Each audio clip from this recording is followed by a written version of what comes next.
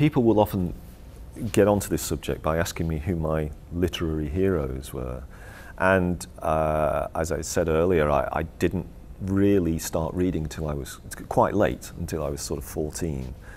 And although I love the books that I read, I wouldn't say anyone really introduced me to writing. There was no passion, no desire to write from that. You know, if certain authors were here, they would say, I've been writing ever since I could pick up a pen and that kind of thing, and I read everything in sight, and that wasn't me.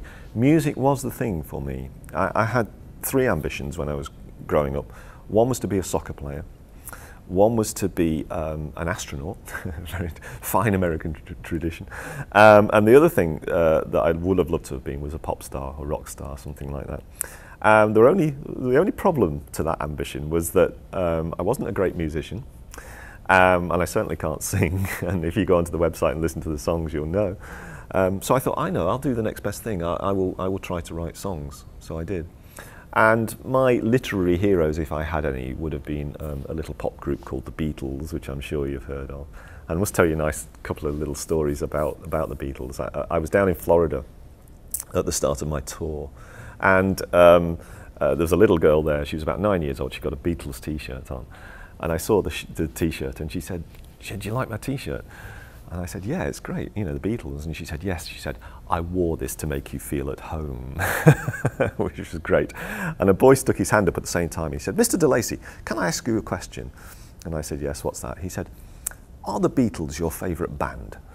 And I said, "Well, probably yes, over a period of time." And he said, "I thought so." He said, "All old people like the Beatles." so that was great. And so, of course, I grew up with John, Paul, George and Ringo and many, many bands from the 60s, that kind of thing. And songwriting was a great thing. And I found I could do it. I enjoyed it. I liked the creative aspect of it. Much like computing in a sense. You know, I like the creative aspect of using the computing languages to create something much bigger. And for a long time, of course, I just thought that was it. That's what I was going to do. If I can write songs, and I can publish songs, and I can do all that, I can be in bands and so on. But it never quite happened for me. That sort of pathway never took off. And I wouldn't say I got tired of writing songs, but I just wanted to try something different. I think creative people are always looking to sort of express their creativity in all sorts of ways. So writing was the next obvious thing to do, and I switched over in my early 30s. I found it very hard at first, really difficult at first.